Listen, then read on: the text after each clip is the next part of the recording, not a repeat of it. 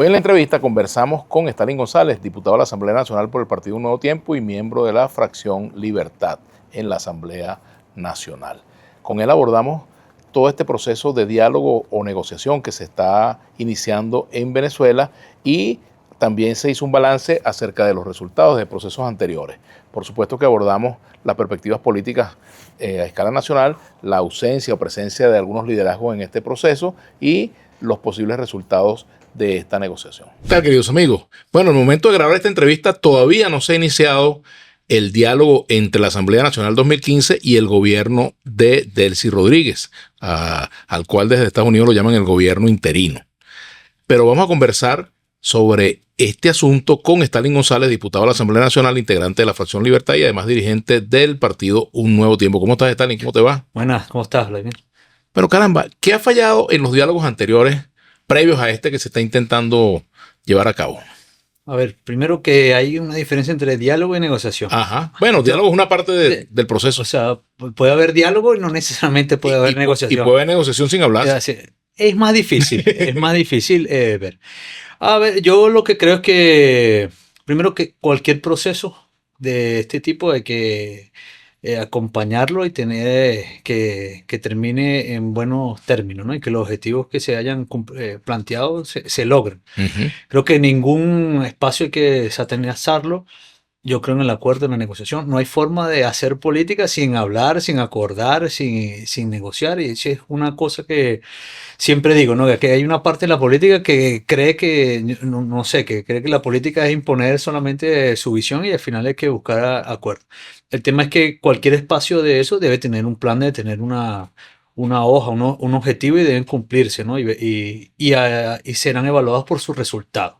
Veremos, esto no ha empezado. Ya a esta fecha ya tenía otras fechas, no va a comenzar en la fecha que estaba. Se ha anunciado una parte de la agenda. Veremos cuál es el esquema, veremos cuál es algo. Pero yo creo que lo importante es que veamos cuál es el resultado, ¿no? Que tengamos en el horizonte una ruta institucional que permita a los venezolanos elegir libremente su destino. En un diálogo o una negociación, ¿cuánto pesa la agenda? ¿Cuánto pesan los negociadores? Bueno, a ver, dice parte de la, como diría yo Magdaleno, parte de la literatura sobre las transiciones. No, y de las negociaciones, porque hay varios métodos de negociación. Ajá. Hay varios métodos, pero suelen cada uno, aunque hay varios métodos, pueden parecerse. Que uno, tú tienes que separar el problema de la persona. Si una cosa es los negociadores de ambos lados, pero tienes que separar los problemas. Tú tienes un objetivo y plantearte el objetivo. Y lo otro, tienes que tener empatía, sino tienes que ponerte en el lugar del otro para entender qué está. Y ahí también tienes que construir la parte institucional y legitimidad de ese proceso, que es la que a mí me llama más la atención, que creo que va a ser la más dura de ese proceso. Y más que ese acuerdo o negociación que haya ahí, es la negociación dentro de la oposición. Porque ahí está representada una parte de la oposición, igual todos estamos esperando que ahí pase algo, ¿no? Y que ese algo nos represente a todos, pero yo creo que la parte más dura de eso va a ser la discusión interna de la oposición en el cómo llegar a lo que se estén planteando ahí, ¿no? Si es que hay discusión, porque de repente lo que ya viene está decidido, cocinado y no consultado, ¿no? Entonces con otros sectores. Problema de legitimidad. O sea, porque parte de la negociación es la legitimidad de cualquier acuerdo. Si estuviera un representante de María Corina Machado en esa mesa, ¿sería más legítima la negociación que si no está? Otra parte de la oposición. Agregarás otra parte. Lo cierto es que ahí no está toda la oposición, no está ahí. No quiere decir que eso sea malo, ni que sea por cierto bueno. Tampoco está todo el chavismo, fíjate. Bueno, el chavismo yo no me meto en sus problemas. Ese es un tema de ellos que verán cómo lo resuelven. Tienen una ventaja que están en el poder, ¿no? Y han sabido ser suficientemente flexibles para mantenerse bueno, en algunos están en el poder y otros ya no, pareciera. Pero el chavismo está en el poder. O sea, el chavismo puede que no sea el originario, pero yo digo que están en el poder los que son políticamente viables. Así. No son los herederos naturales, pero son los que son políticamente viables. ¿Qué le das tú a Dinora Figuera para lidiar con un negociador tan difícil como Jorge Rodríguez? No, tú lo conoces, debes conocerlo. Yo creo que hay que tener, si usted tiene un plan, Si usted tiene un plan y tiene sus objetivos claros, no tienes que planteártelo y llegar ahí.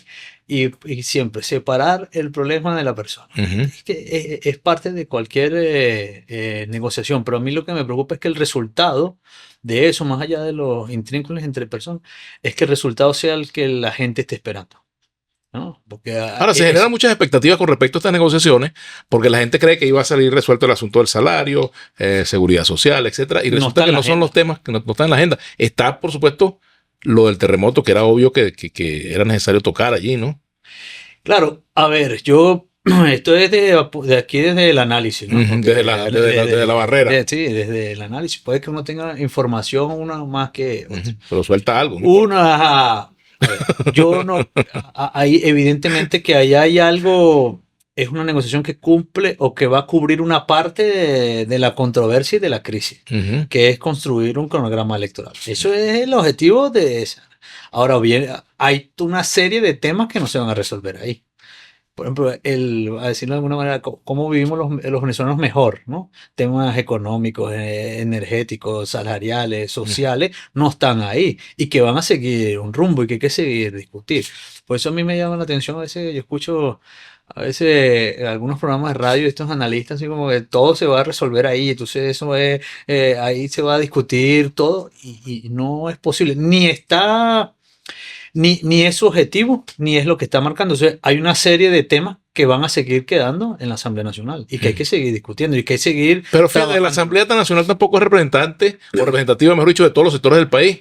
Y esos temas en la Asamblea están como postergados, no se tocan. Y habría que Claro, establecer una mesa de carácter social para discutir esa materia, pues. claro, pero las decisiones de la Asamblea son vinculantes para Pero todos por los supuesto, venezolanos. claro. Esa es la diferencia. Ajá. Que aquí, Bueno, y no, ahora uno se pregunta de cuál de las dos, porque la Asamblea del 2015 está presente y está la del claro, pero 2025. las leyes que son vigentes en la República, las aprueba quién. Ujú. O sea, creo que es parte del análisis que no, o sea, creo que le agregan cosas a los análisis que no son verdad. Porque, Ujú. tenemos visiones distintas, pero hay una realidad institucional en Venezuela con todos sus problemas, porque las instituciones de Venezuela tienen un problema de confianza en la gente, todas las Claro. instituciones y los 5 poderes tienen un Mm. problema Sí, de señor. confianza y de legitimidad en la gente. Ujú. Pero el tema es que las decisiones de esas instituciones son legales y son vinculantes y son las que se están haciendo. Entonces, ¿cómo las desconoce? ¿Cómo no Mira, las metes en el...? Stanley, tú estuviste en la Asamblea de 2015. Sí, fui electo Ajá. hace 10 años en esa Y asamblea. no puedes reivindicar tu condición de miembro de esa asamblea ahora. No, a mí me eligieron por 5 años. A Ajá. mí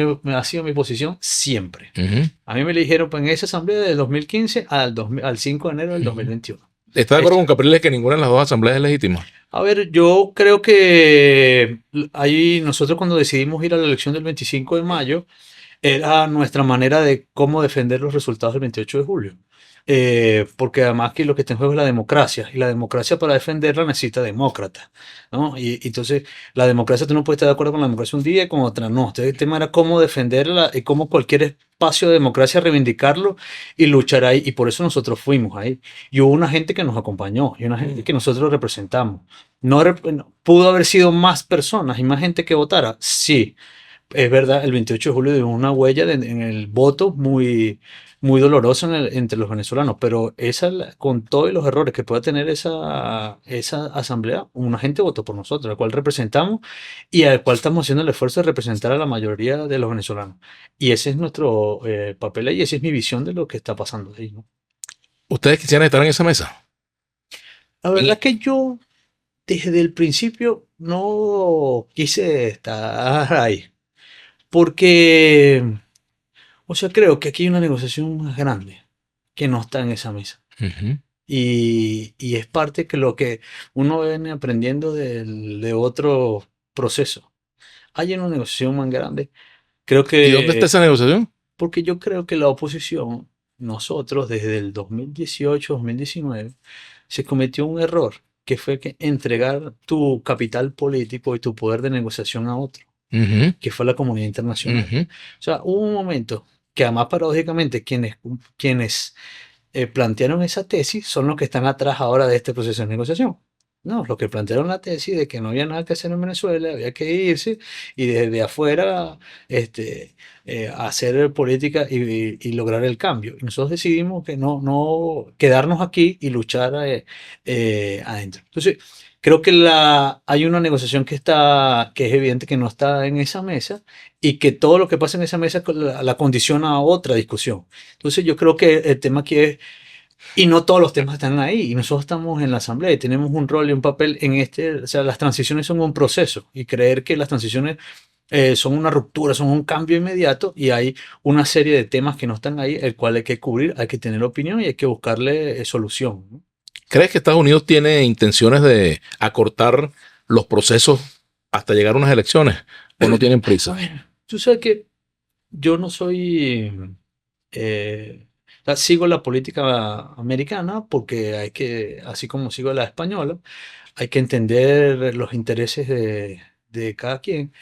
Creo que el secretario Rubio, el cual puedo que me gusten algunas de sus opiniones o no, pero desde enero a mí me ha llamado la atención todo lo que ha venido diciendo y sin ninguna afán, porque ahora que hay como una competencia de quién adula más a Marco Rubio y a Donald Trump, ¿no? Ni de ¿Quién va ninguna ganando esa pauta. competencia? Aquí se pelean, ¿no? Hay unos y otros, ¿no? Se pelean por ese tema. Pero yo creo que hay que escuchar. Entonces, y escuchar es sin fanatismo, porque entonces pareciera que escuchan lo que es con fanatismo. Y desde el principio, el secretario Rubio ha dicho, mira, uno dijo, la elección del 28 de julio no era legítima. Ujú. Y fue descartando escenarios, ¿no? Luego fue al Senado de los Estados Unidos y habló de la transición española y de los pactos de la Moncloa y cómo se construyó la transición española. Y ahí hubo un proceso que hay que aprender. Luego dio una entrevista este fin de semana a Fox Ujú. y habló de la transición y lo duro y lo intenso que debía ser ese proceso y habló de la reconciliación y de la recuperación. Y yo creo que las cosas se están dando pausadamente, pero con paso seguro. Quisiéramos que fuera más rápida. Hay unos que quieren que sea más rápida. Claro que todos quisiéramos que se fuera más rápido, pero el apuro es el que nos tiene aquí.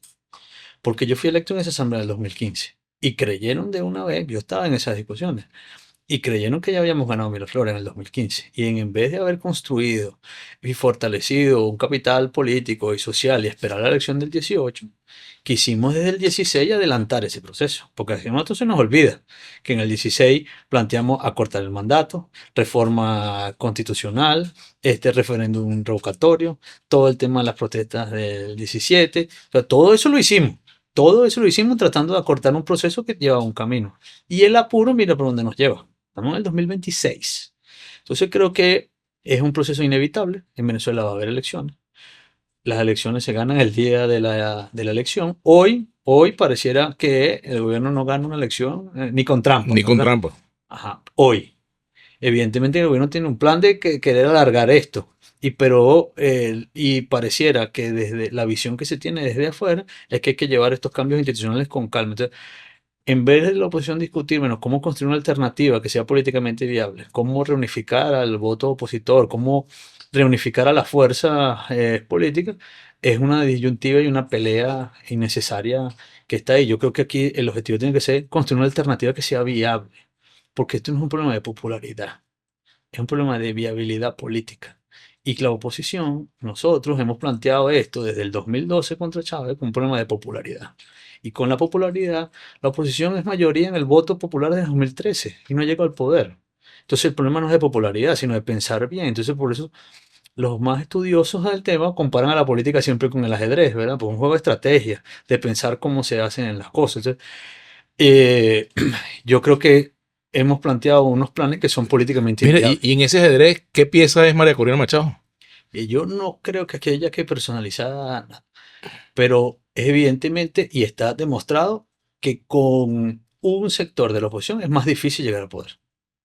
porque no es políticamente viable. Entonces el tema es cómo hacemos, cómo construimos algo que sea viable. ¿Cómo hacemos? Porque aquí nos encanta comparar las transiciones, ¿no? Yo siempre uso 3 ejemplos facilitos, para no irnos con los 150. Son referentes importantes el resultado del 28, las primarias del año pero 2023. que todo es parte ya de la historia. Pues todo es parte de la historia. Y te digo, por ejemplo, la calle de Marcos Pérez Jiménez, que es la última transición interna. ¿Quién la llevó? ¿La llevó a Betancur, Jóbito y Caldera? No, la llevó la Razón, que era parte del régimen. del régimen de Pérez Jiménez. Entonces, o tanto que nos gusta Mandela. De Klerk decidió con quién hablaba y construyó un acuerdo distinto a los 3 procesos y construyó un acuerdo antes de la elección con Mandela y quedó claro, bueno, el día de la elección queda claro cuál es el destino de quien pierde la elección. Entonces, esa madurez aquí no la tenemos, sino una cosa siempre de imponer. Por eso yo digo que la democracia se defiende con demócratas. Y yo creo que es parte de lo que nos falta. Dentro del gobierno hay pocos demócratas y pareciera que en la oposición se imponen los que menos demócratas son, porque no piensan, no, siempre es querer imponer su posición sin ningún tipo de discusión o de escuchar o de entender. Están ya casi terminando. ¿Tiene sentido tratar de reconstituir la plataforma unitaria, tal y como lo ha planteado incluso Un Nuevo Tiempo? Creo que tiene sentido reconstruir a la unidad, o reconstruir la unidad nacional. Yo no me amarro a ninguna forma de organización. O sea, la plataforma con todas sus virtudes nunca estuvo ni cerca de lo que fue la MUT, ¿no? La MUT tuvo mucho más amplitud. Entonces tenemos que entender que este país cambió. Después del 28 de julio fue un escenario distinto. Después del 3 de enero fue un escenario distinto. Después del 24 de julio, el 24 de junio, este país es otro después del terremoto. Entonces entender que el voto opositor no está solo en los partidos, sino que la unidad nacional necesita ir más allá. Y a eso que tenemos que apuntar. Y no nada más ese oposicionómetro que tiene, hay quien es más opositor que el otro. Hermano, sus tesis han salido derrotadas. Esas tesis que se plantearon de imponer las cosas como eran y creer que era suficiente ir a la elección, no fue acertado ese análisis. Porque aquí tenemos que hacer, nadie se hace la pregunta, ¿por qué pasó lo del 3 de enero y se quedaron los que estaban? Y no fue el cambio que todos esperaban.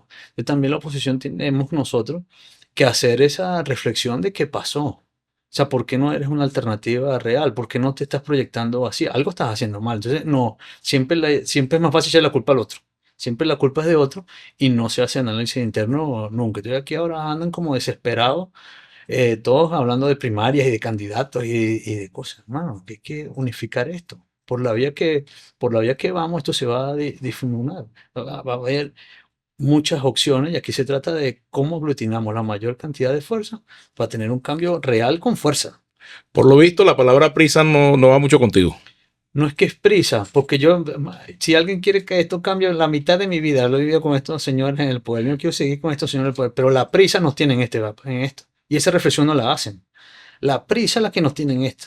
Porque la prisa nos hace cometer errores y entonces siempre le regalan más tiempo. Entonces, esa reflexión nunca la hacen. Siempre es mejor culpa al otro. Y entonces no se dan cuenta de todos los errores que han hecho. Y toda la prisa por donde nos lleva. Y paradójicamente, quienes nos metieron en ese camino de la prisa, entonces ahora son los que dirigen la mesa. Pero bueno, así es la política. Así es. Gracias, Stalin, por acompañarnos.